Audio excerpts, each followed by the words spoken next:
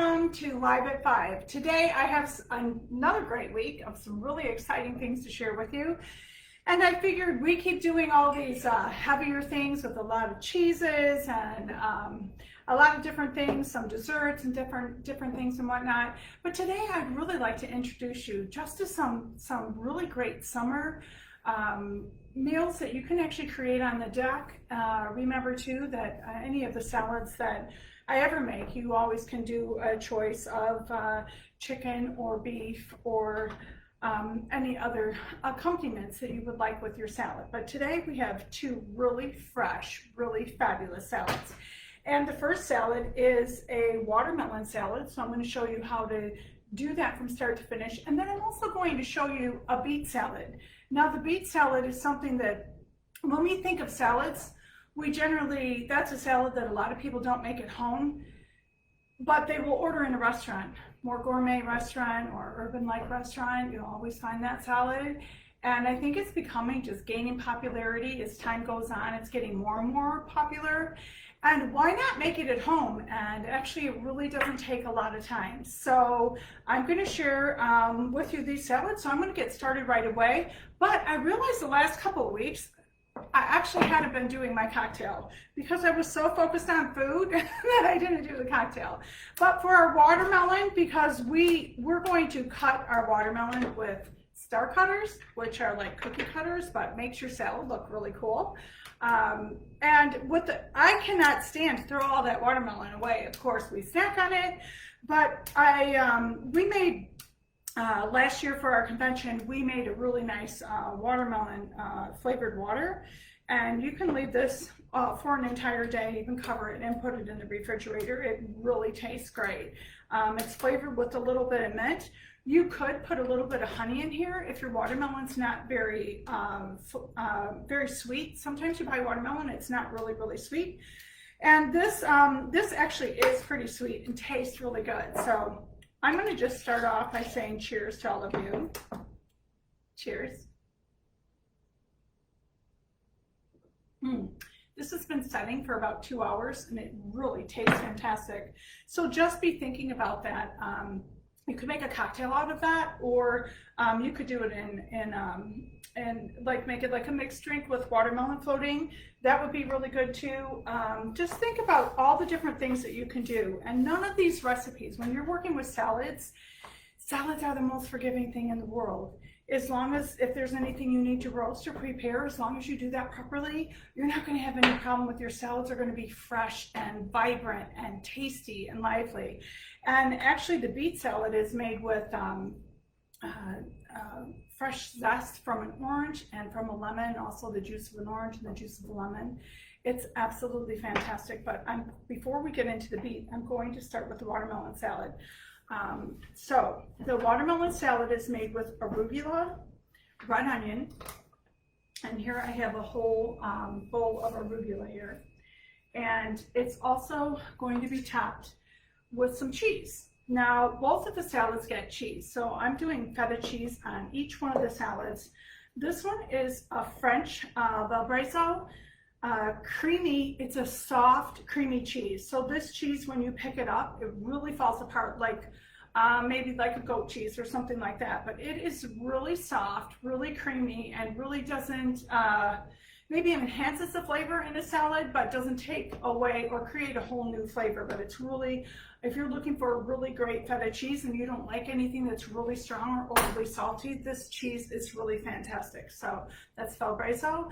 And this is a French soft sheep milk cheese, and it's ripened in the brine. All feta cheeses should be in brine. So if you don't know about brine for cheeses, you'll notice that your cheese will always come with the brine in it. And basically the brine is salt water. And this cheese is actually the Bulgarian feta. Now this cheese, you'll notice I cut a piece out of this. The other piece, it would be difficult for me to pick it up like this. So the Bulgarian feta pretty much stays apart and crumbles really beautifully. The difference between this and the French cheese, this is from Bulgaria, and the French cheese actually is very soft. Like I mentioned, it's very soft and really smooth, so really nice. Bulgarian is also a soft cheese, but it's not as soft as the French cheese. And the Bulgarian feta, you can taste a little bit more like a lemony, tangy flavor.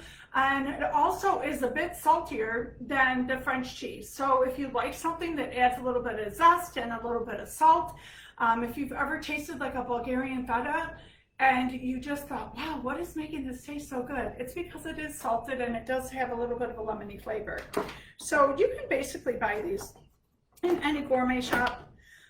You can also buy them in an Italian market or any Mediterranean market, but this is what that Bulgarian cheese is. I think it's really nice to try different cheeses. You can sometimes get the Bulgarian in your regular grocery store, but not all the time. So if you want to get it in the box so the water's already done for you, the brine is already there for you. So the first thing we're going to do with this watermelon, you can see I have a whole watermelon here. Always, if you're going to use your watermelon for salads, you should always use a seedless watermelon. That is really important.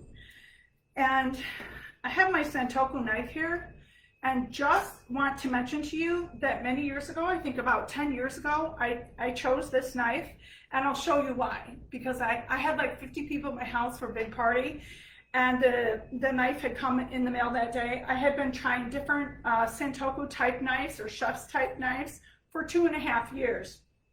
But this knife, I took it out to cut the watermelon. Look at this. It literally cuts all the way through. This is not a brand new knife. This knife, I've had it forever. But we do have the Santoku knife. I believe it might even be on special this month. And I just wanted to show that to you because it really is amazing. You don't need a lot of knives in your kitchen. You need a chef's knife, you need a paring knife, and you need probably a serrated knife. So when you look at that, you don't need a block with 500 knives. 3 knives are really nice, and that way you have a knife for everything that you need. I use this knife for just about everything. But what I'm going to do now is I'm going to take my cutters, and I take the 3rd cutter up. It makes a really nice star shape, and all I do, very simply, is cut into the watermelon. I first do the outside, oops, if you don't get it all the way out, it's not good. I first do the outer side, and then I do the center. You try to keep room for this to cut in the center. So you're gonna see like how beautiful this is. You can just push these out. You can see there's a lot of other watermelon coming out as well. And if you have some of the stars that break, it's okay too. Not a biggie, no biggie. But this is pretty much how our salad is going to look. And you can see I have actually cut a bunch of these in all different sizes here. I'm going to put these here. Then I'm going to take this watermelon, stick it in my water over here. We're going to have a nice treat tonight drinking that. You could also freeze it. You can make types of drinks, a lot of different types of drinks. I'm going to use that knife again. So this is pretty much, I think, enough for the amount of arugula we have here. We have another slice. We might as well just slice this actually. This watermelon looks much sweeter than the one I cut earlier today. And you can tell how sweet the watermelon is by how, if it's a ruby red watermelon, you know that generally it's pretty sweet. And do remember that the center pieces are always the sweetest. But for 4th of July, doesn't this look fabulous? I think it's impressive. It's exciting to do something like this. Another little star. I'm just going to move this out of my way here. Okay. So we have our watermelon, we have our arugula here, and then we're going to make a real simple dressing. So in the simple dressing, first we're going to use the Bulgarian cheese with this. I chose this cheese because I want the softer cheese for the beets because it kind of goes along with the beets in the next salad. And all you have to do is take this piece of cheese and just pinch it. All you do is pinch it. And the more you pinch it, the more it crumbles. It looks really, really pretty. I probably don't need all of this. I'm going to just finish this one piece. I have some stragglers here. I'll put this back on my plate. Wipe my hands. Okay, so the next thing we're going to do is we're going to toss our salad, but we're going to make the dressing first. So we're going to take 1/4 of a cup of oil. It's a regular olive oil. We're going to take 2 tablespoons of honey. It's better to do honey than sugar, always. And this is our French lavender honey. The lavender is so light, and you've seen me use this before, but if you haven't ever used it, I do suggest trying it because it is really, really fabulous. Then the next thing we're going to put in here is I've got some ground mustard. So we've got about 1 tablespoon of ground mustard. And then we're going to take the juice of 1 lemon. And we use our citrus crust here. It's fabulous, so simple, no seeds. I love that. I'm going to use that one for the next salad. Set that aside, and then we have a little bit of citrus salt. I'm using this in both the recipes today. The citrus salt is really very nice. It comes from Cyprus, and Cyprus is in the eastern part of Europe.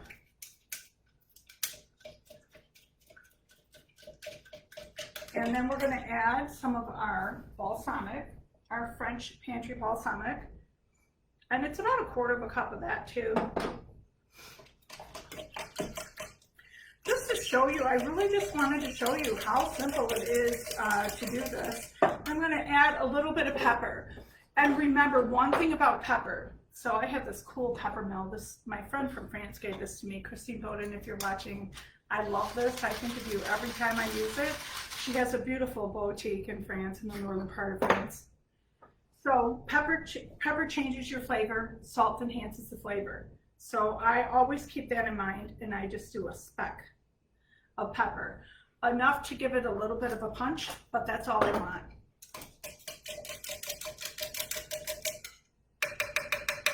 I'm also going to actually put in some of these sliced onions. Always this salad is great with sliced onions. I'm going to show you in a second how I actually slice these. And oddly enough, they go in both of the salads, so it was nice that I could do a little work for both of these. So I don't like to overpower anything with the onions or the pepper.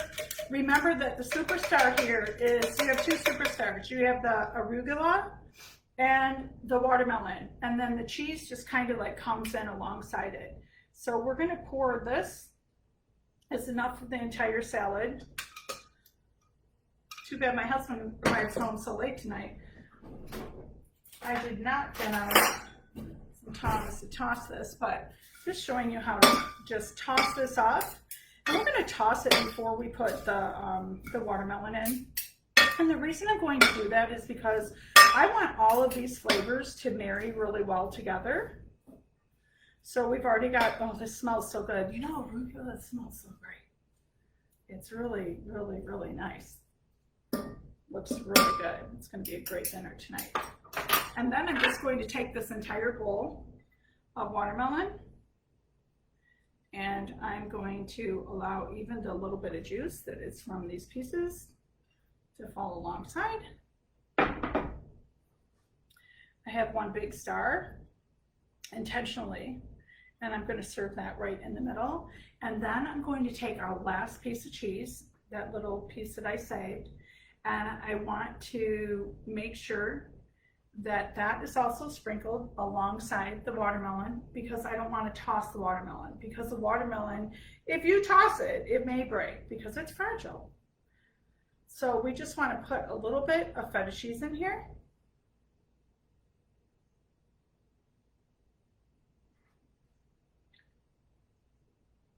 There we go, voila. It's beautiful, huh? So you could see this is our beautiful salad. I would also just dress this for a second. I would put a little bit more balsamic, 3 times there. Very good. And then I can garnish this with a little bit of nice mint. And I will just rip up this mint. It'll be mixed in all the greens. It smells so good. I'm sure you're going to really enjoy this when you make it. So here you go. Just such a beautiful salad. If you could smell this right now, I know you want some, right? For sure. So we'll just leave this right there so you can continue enjoying it, or actually I can leave it here. So our next salad is another beauty that we're going to make. And I really love making things like this because it's something that you may eat, but you don't always have the opportunity to make it at home. And the number one reason people don't make things at home is because they don't know how. So I'm going to tell you, I started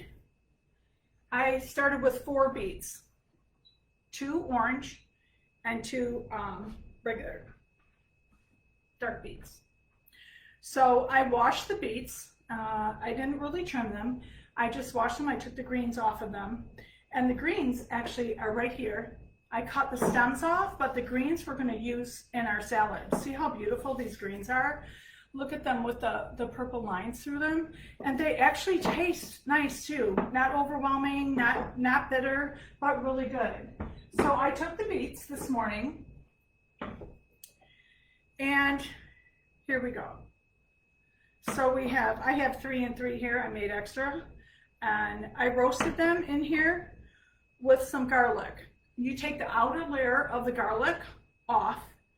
And then once you're done cooking this, you just pinch your garlic on the top. This was easier when it was hot. And then you'll have your garlic like coming right out of here. Roasted garlic, I mean, it's not offensive. You won't have like a lot of garlic breath when you eat roasted garlic, but just to give you an idea of how good that looks, the roasted garlic we're actually going to put into our dressing. We have actually made the dressing, but I want to share with you, I roasted these in olive oil and I sprinkled them with, I cut up some garlic and put that in, and I roasted some garlic in the pan. Nothing else, no water, no steam, nothing. And the reason I did that is because the round mold, if you top it with octagonal silpat, what happens is the suction from the steam, it becomes like a steamer in the oven. But I roasted this on 350 degrees for 1 hour and 10 minutes. And then I wanted to make sure, because it says they take like 3 hours for the beets to cool. So I just took it out of the oven, I let it set for about 10 minutes, and then I stuck them in the freezer and they were cool in no time at all. So what you're going to do is pretty much peel off the skin. If it's not coming off quickly, they come off much better when they're still warm, but you could see, treat beets exactly like baked potatoes. You want to poke them before you cook them just over an hour, and they're going to come out beautiful like this. I'm going to peel this one so I can show you how I actually got the finished result. So I'm peeling off the bottom, and I'm just peeling back the skin. I don't want to waste a lot of the beet, which of course when you do it on camera you feel like you are doing that a bit, right? So I'm just peeling back this beet. These beets also smell so good. They're very, very tasty, even if you put them in any type of salad or just serve for your meal. Roasted beets with roasted chicken or anything like that. Have you ever thought about putting beets alongside the chicken when you roast your chicken? Like a farm fresh chicken roasted is really fabulous with some beets, just like you would carrots or anything like that. So I pretty much got my skin off of here. I'm just doing this with the butter knife because I want to make sure that I don't ruin the integrity of this beet. Make sure everything's off. They all smell good, and you know, beets Sometimes different colors taste a little bit different. Sometimes beets are bitter, but sometimes not at all. So I'm going to take our mandolin right here. And just to give you an idea, I will peel this piece dark off, this piece dark off, just like you would those little eyes on your potatoes, but you don't want to go crazy. So I'm going to take this piece for our mandolin, and I'm just going to slice. This is on number 2, so I can actually, you can see, I can slice this beet all the way through. You'll be amazed how one beet is going to give you so much for your salad. Then I would turn it upside down and continue that same thing. And whatever's left, you can use or eat. Oops, where are we going here? Okay, that's it. Now let's watch this. Let's see what we have here. We have these beautiful thin slices of beets. You can see how nice is that. They're just beautiful. And you can make it thicker if you like the beets thicker. I particularly don't. I like it very thin. And I've also made a really great dressing to go along with this. And also I did the purple beets as well. So oddly enough, this one didn't have a lot of the purple ribbon around the side. But look at these. These did. How pretty is that? These are what I did earlier today. So this is all the beets here. So what I'm going to do, I'm going to put these on top as well to give you an idea of what we're doing. And I made the dressing, and I'm going to show you how we make this dressing. So we take 1/4 of a cup of lemon oil. So this is a very citrusy, it's citrus and garlic, so it's very interesting flavor coming together. And we're going to take the zest of 1 orange and the zest of 1 lemon, and we're going to put it in here.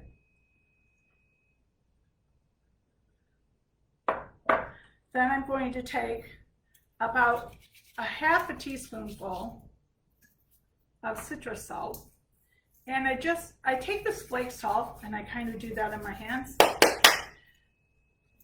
just to make sure that we have all that going, all that coming together. And you don't want to put the big flakes in because it's really too much salt. Then you're going to take 1/4 of a cup. I'll measure this one. I know pours about how they are though.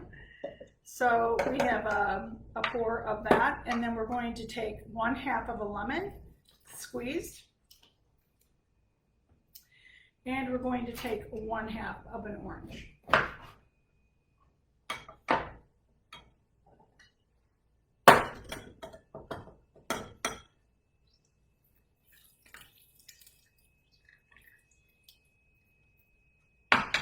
Then I'm going to take our mini whisk, and I'm going to mix this up.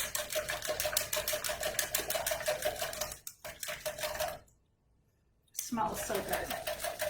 I will put a little bit of pepper in here also, just a pinch. Pepper changes, salt enhances, always rule of thumb. So I'm going to take part of this, like 1/2 of this, and I'm going to pour it over the beets, and carefully I'm going to mix this so the beets get a lot of that oil.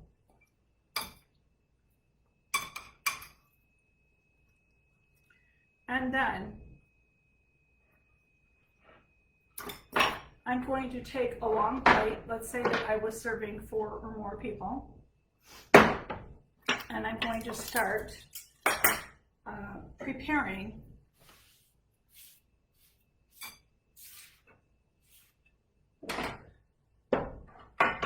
the dinner that I'm going to serve. So I'm going to carefully take the beets, and I would probably do like every other one like this.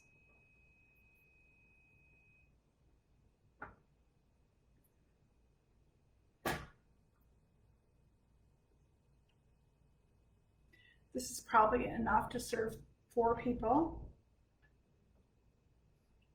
Oops, very well mixed. Get some more of the orange here, and we'll do another orange down here and here. Don't worry if it's messy, it's okay. Because I'm gonna put a larger one here, put the dressing here, okay, and the salad. So the next thing we're going to do, I'm gonna move this out of my way. And then I'm going to take a bunch of, I've already washed this parsley, so I'm going to cut this bunch of parsley. And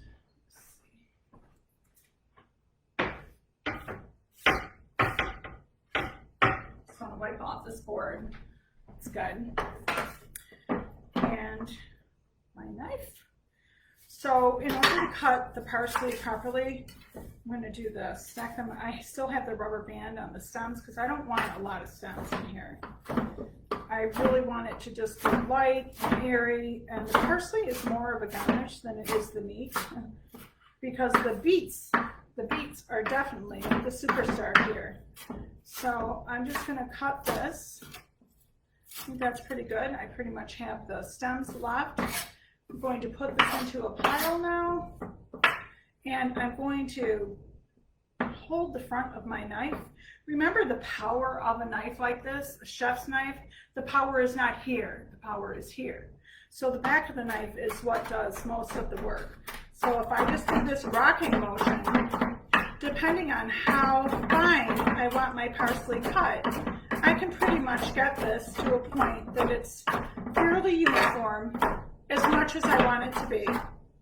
Maybe you don't want all of it really small, fine cuts, and that's okay, because you want people to know that that greenery, that it is actually parsley.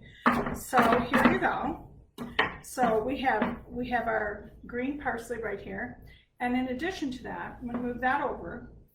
In addition to that, I have the bowl of the greens that came on the beets.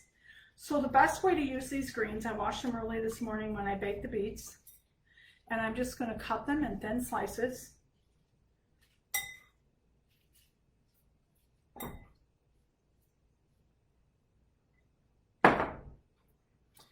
Kind of that same kind of way. I'm going to cut it 4 times like this. And then I'm going to start cutting, because I want it more into a ribbon cut rather than to have it in a horizontal cut. I'm doing a vertical cut here. And then I'm just going to go like this, like this.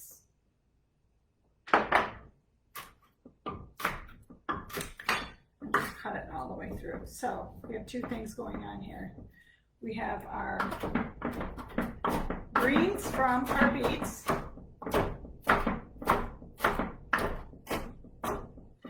and we have also our parsley. So I'm going to mix the 2 of these together. So you have this beautiful green. You can also use kale if you want to use kale. Right? Remember that here is the bed for our salad. The beets are the bed. We're going to put this here. And then I'm going to take the French cheese. You can see it's much stickier. It's not so easy to crumble, and that's okay because we're making a beautiful salad. So we can be patient. You can just take it with your hands. You could use a teaspoon. You could use a little measuring spoon, as you wish. I want to make sure that the clumps of cheese are not too big so that it overpowers the superstars in the salad, which are beets. A little here. Hope you're enjoying this. What do you think? Not bad, huh? Really beautiful. Okay, I'm just gonna wipe my hands here. And then what I'm going to do is I'm going to take my onions and I'm going to put them down on my cutting board here. And then I'm going to mix up my dressing again. This one I made earlier today. Smells delightful. And I'm going to just put a couple spoons of this over the onions because I don't want them to overpower everything else in the salad. So this is kind of like, not really like a pickled onion, but it just really absorbs that, and you know, will be really nice. We're going to put this down the middle of the salad. My husband loves it anytime. Tony just loves onions so much, and I'm not the biggest fan of onions, but he's crazy about them. So anytime I do something like this, it's really excited. Then what we're going to do is we're going to take our beets, again, where I put my bowl, bring the beets back, and we're going to top the salad with the beets. And these you could leave them even soaking a little bit longer. I'd like to do like every other one. I'd pick the prettiest beets to put here.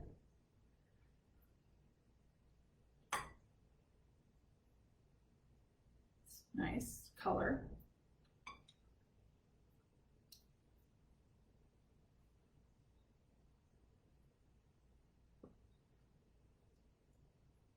I feel like I could take one more and put it on the end here. There we go. Looks beautiful. And then we're just going to take also to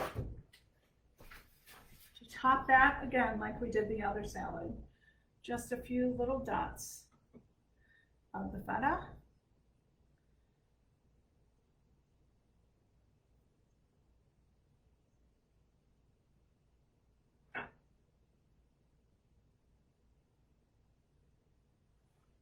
Now you have it. There are your two beautiful salads. I mean, really nice. You can just scoop this up and serve it. You could also put mint in this salad. There's a lot of different things that you could do. Oh, the one thing I forgot here is to put our oranges in. So the oranges are really nice in this salad because beets can be a little bit bitter. And the oranges with the citrus salad dressing, it just adds such a beautiful taste and a nice touch. Not overpowering, just really, really nice.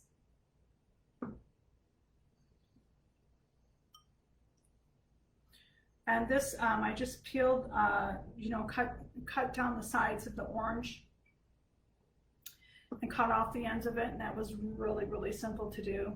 But just to make this a little bit more exciting, we've got that. And we'll do a little drizzle. Again, remember this has a lot of zest of lemon and orange.